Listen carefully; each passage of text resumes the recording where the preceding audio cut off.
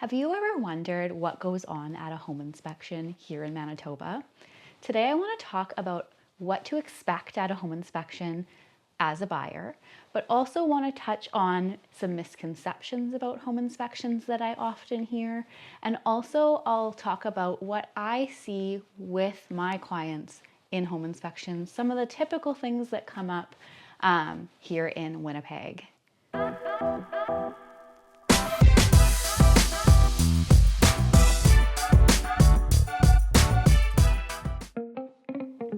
Hi, I'm Samantha Scribila with the Queen team at RE/MAX, and today I want to talk a little bit about home inspections and give you an idea of what to expect out of a home inspection as a buyer here in Winnipeg.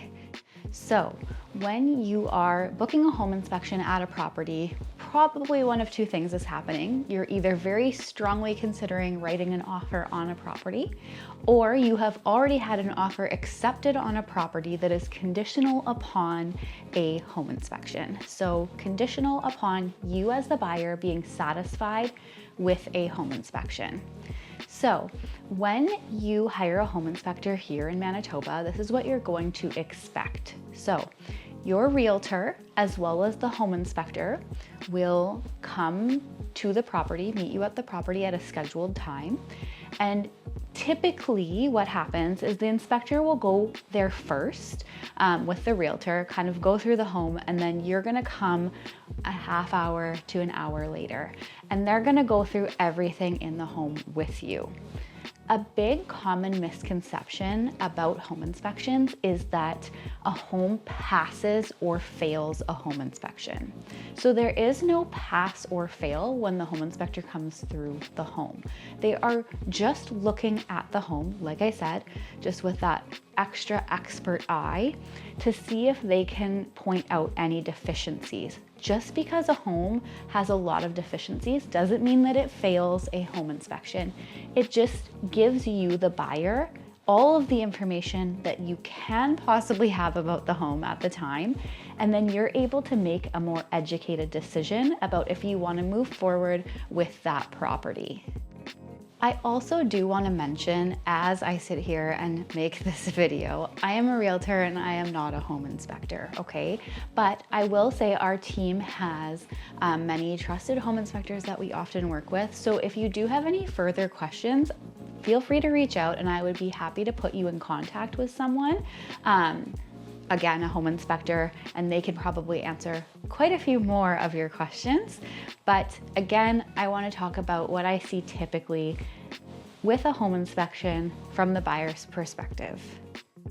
So I do want to talk about things that home inspectors are going to be looking at when they come into the home for your home inspection. So typically a home inspection, full inspection report is going to take up to 2.5 to 3 hours. So you are in the home for quite a long time. And they're gonna go through things and they're gonna examine things, all the major systems in the home. So you're gonna look at your roof, like what is the condition of your roof like? What is the condition of your windows looking like? What are the ages of some of those bigger ticket mechanical items? So how old is the furnace? Is it running properly? Again, how old is the air conditioner? Is it running properly?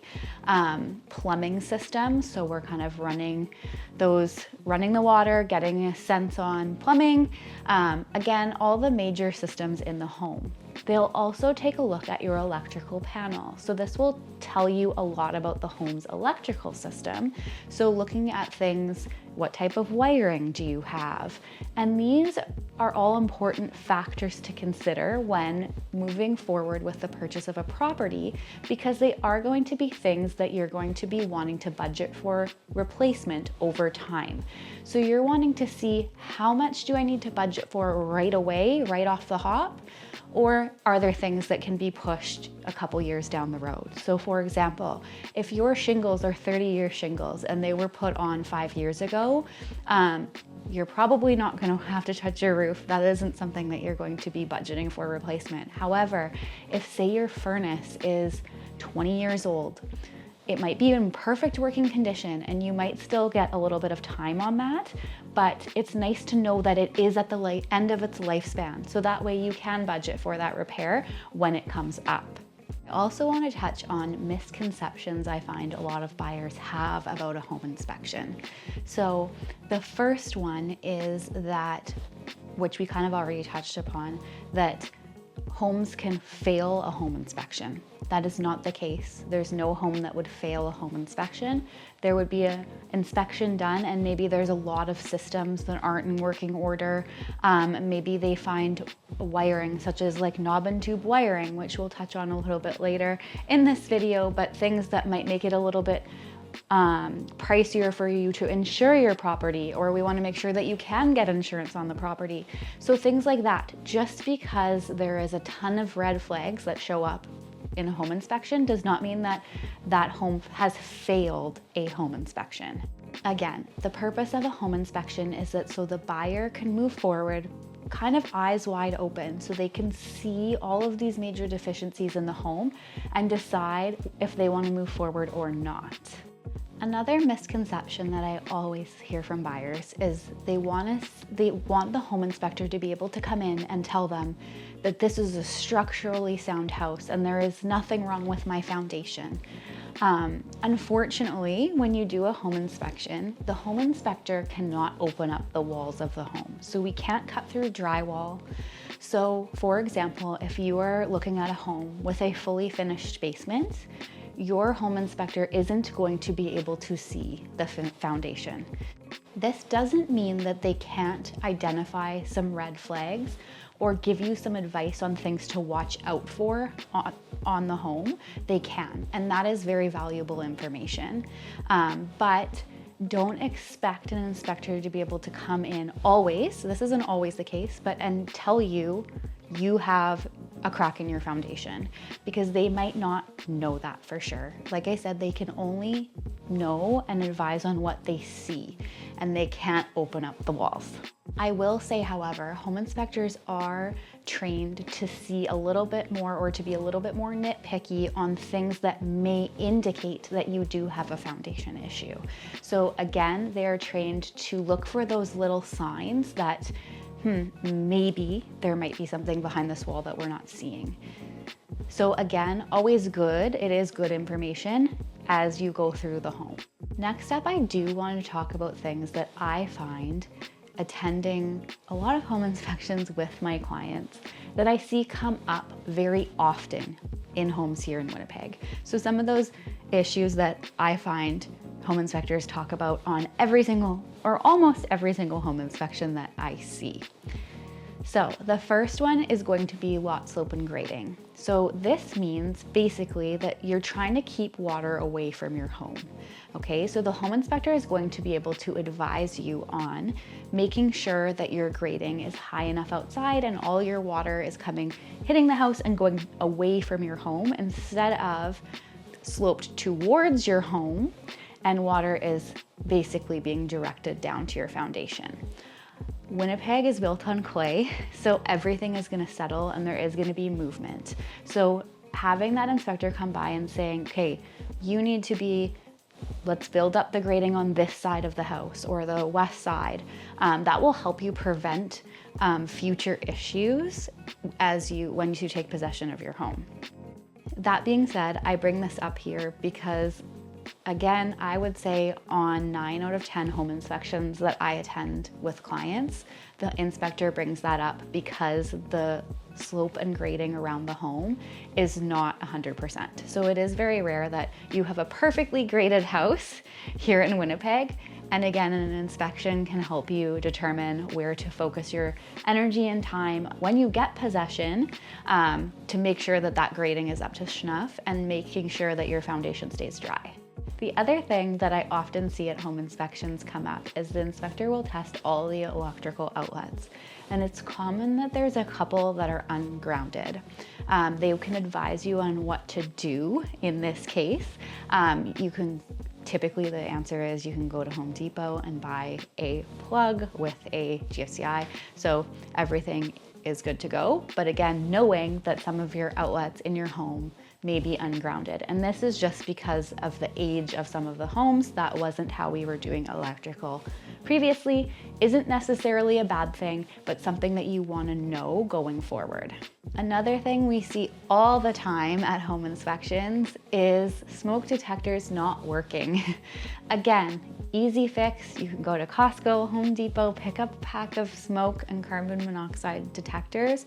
But a lot of times when we go through a home, smoke detector is either old, expired, not working. Again, easy fix for you as a buyer, but it's nice to know, okay, when I move in, I need to look at purchasing a couple smoke detectors. Another thing that often comes up is, again, just the age of some of the mechanical systems in the home. So in a home inspection, a home inspector will be able to take apart your furnace and they will look at a serial number, and they can tell you then the exact age of that furnace based on the serial number. Furnaces, depending on your type of furnace, is it a high efficiency furnace? Is it a mid efficiency furnace? But typically have a lifespan of around that 15-year mark. Mid efficiency furnaces, you might get a little bit longer out of.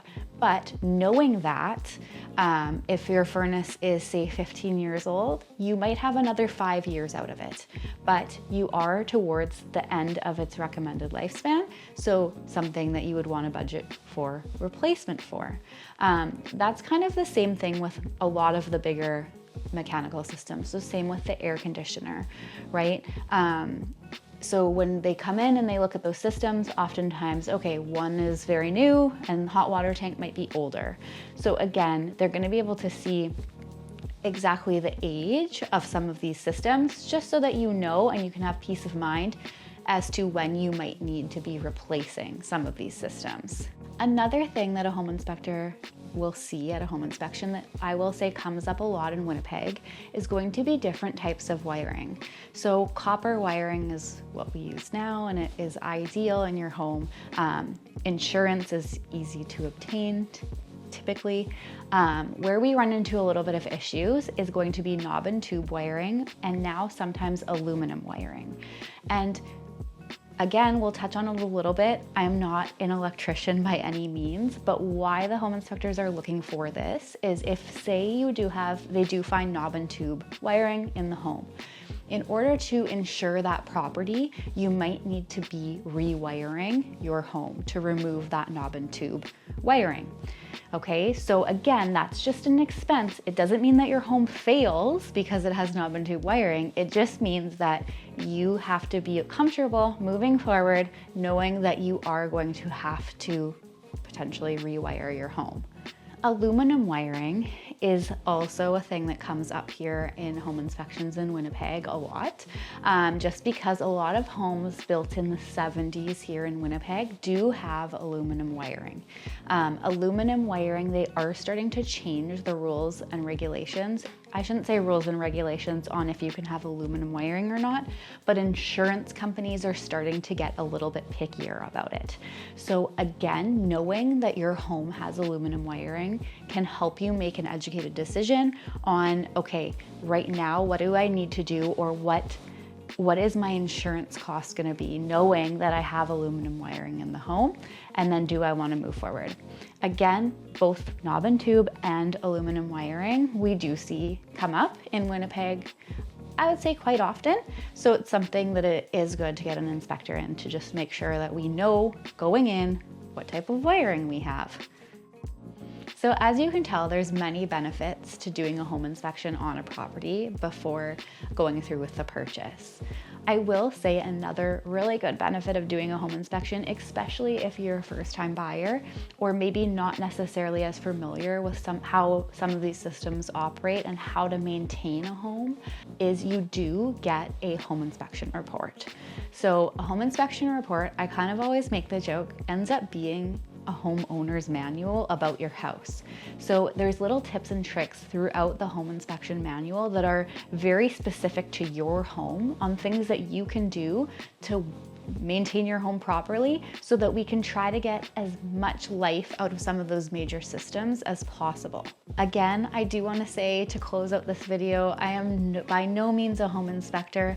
So again, if you have any other questions for a home inspector, I would be happy to pass on some contacts that our team often works with.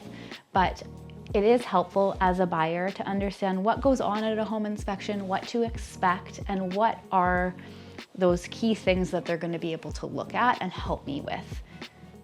I hope that this was a helpful video today, and if you have any questions, feel free to reach out. Once again, I'm Samantha Scribilo with the Queen team at RE/MAX. Hope to see you again soon.